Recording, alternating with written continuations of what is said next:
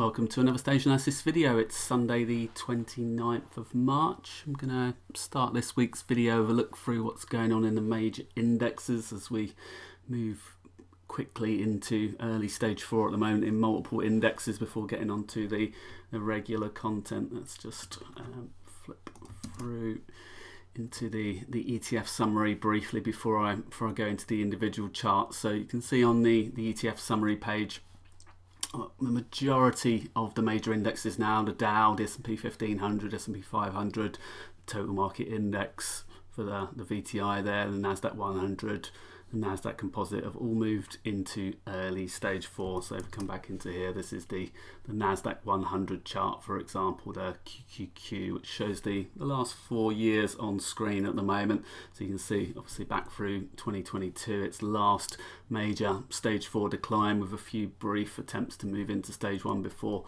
started to roll over properly into stage 1, formed a base and then started to move back out into stage 2 again, rolled over a minor stage 3 into a quick stage 4 decline in the early part of 2025 in March into early April for that sharp reversal, minus stage 1, and then continued back on in stage 2 again before we've had this more significant stage 3 at the moment, which has just broken down into stage 4 here. So you can see that's the case for many of the major indexes at the moment, and obviously the individual stocks have been having a harder time than that as the indexes are averages of them, and obviously go a little bit slower, have a little bit of a lag compared to what's going on in the majority of the individual stocks. The Russell and the mid caps still leading at the moment in the short term, both of those still in stage 3 currently, but approaching their stage 2 levels. So if we look at the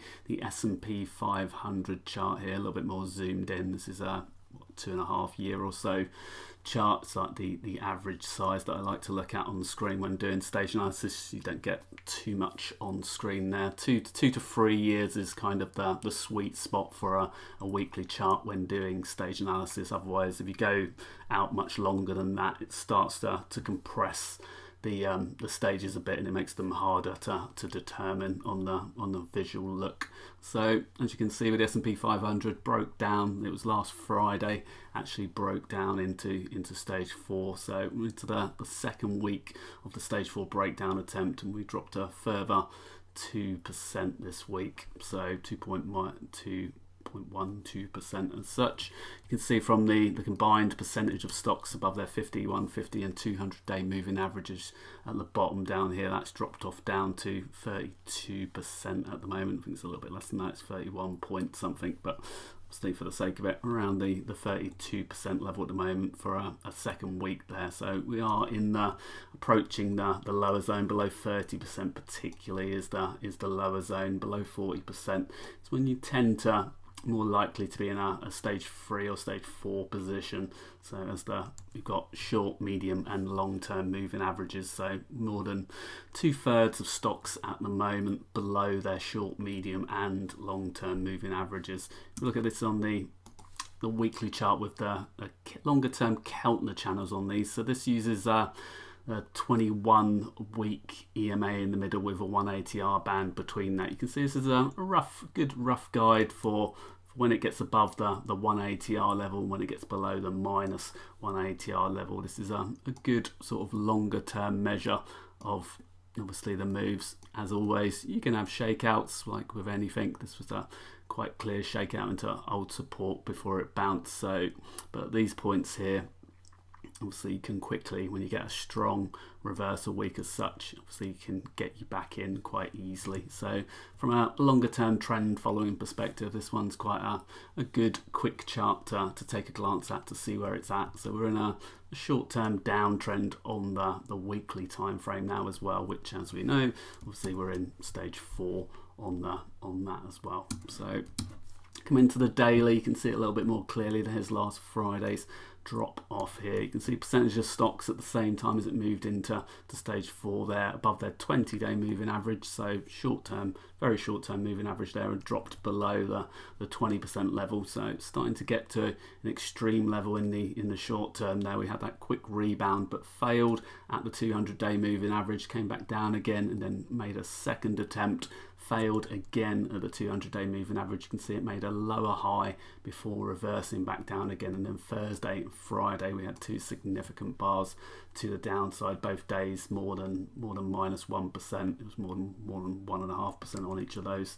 So really significant in the short term. As you can see, we've now hit the -3 ATR level for the first time. So when you get to this, so you can see from an uptrend perspective, when you get to that 3 ATR level, you're strongly trending in a single direction at that point. But can also, we're getting extended to the downside in the short term. This means as when we get extended to the upside, so it can run down through that level for a little bit if there's obviously a lot of pressure, but generally is starting to get to an extended position in the short term. So we'll be looking for some kind of bounce to develop here. I would, with the market weakness into the end of the week, I would expect a little bit more panic, so we could get a lower open on Monday. Potentially we might start to get some kind of swing low and attempt to revert back up. But we are in a short-term downtrend at the moment here, so any moves back up into this kind of range, the 6.4 to 6.450 area, or even slightly above that, would obviously be quite in character at the moment with the short-term downtrend. So looking for any short-term signs of reversal in the coming days, Monday, Tuesday especially. So look at the NASDAQ, very similar moves at the moment, 40% above their 200-day moving average at the moment. You can see we're just at the bottom end of the neutral range between 40 and 60% here. So getting into the weaker end, as you can see during stage 4 declines, it tends to be very much on the weaker side there, below 40% particularly. So 2 weeks, as with the S&P 500, below the 40-week moving average, 200-day moving average, a daily proxy for that. So if we go into the daily chart, you can see very similar position on the daily. Attempted to break down into stage 4 last week, but was right on the borderline still of these obviously old supports and resistance levels from previous lows. So first major break to the downside where it actually closed at a lower level there. Then again, the rebound attempts were weak up into the 200-day moving average and failed, came back down again and then rebounded once more. Couldn't even reach the 200-day moving average on that day there. Obviously lower high as well, and then obviously opening lower on the Thursday and then starting to tank. So obviously clear signs to get out in the short term there if you hadn't already. I think personally I went to cash up at this point here in my obviously account, so I took the rebound off of the low here. So I think I've got about a 6 or 7% separation now between going to cash and where the market is. So looking for swing low to potentially develop to start to edge back in the near term with the index ETFs at least. So not individual stocks on the short side at the moment, if anything at all. So currently for myself, still holding in cash between, as I said, between this area where we are currently. So if we do start to get a rebound, then I might start to get interested, or if we do get a sharp extension to the downside, then I'll get more interested as well. As obviously once we start to get a break with the NASDAQ down at least 10 to 15%, I think we're down almost 10% at the moment, or just over that currently year to date since the high up here. So looking for that to get to potentially 15%. If we look at the NYSE composite, you can see below the 30-week moving average, rejected last week, pushed up into above the 30-week and came back down again. So we've got 42.85% above their 200-day moving average at the moment there. So we're starting to get towards stage 4 territory here. If we go to a daily, we're not quite there yet, just on the borderline. Needs to drop off a little bit more through this area here. So 21,200, 22,400 area. Potentially that could drop into early stage 4 if it did have a sharp panic sell-off. But if it does rebound from this point here, then it would be holding up in stage 3. Russell 2000, still stage 3 at the moment. Again, rejected last week, attempted to rebound, then ended up closing back near the lows again. So right near its 40-week moving average here. We're getting close to the stage 4 breakdown level. So again, not too far from where it is currently. I think very, very close, somewhere around the 240 area here. Starts to close back through there. Potentially would start to move into stage 4. So that would be a V kind of top move if that happened in that one. So if it does rebound, it would then hold back in stage 3 at the moment. Looking at on the daily chart here, you can see, as I said, somewhere around this kind of area through here, it could potentially start to drop off into stage 4, but still holding on in stage 3 at the moment, albeit in a short-term downtrend below that -1 ATR level at the moment, but still above the 200-day. We've got 28.5% above their 20-day moving average here, so attempting to pull back up and turn around again. So if it does start to move back through this recent pivot through here, then that will be a potential short-term reversal signal to look out for.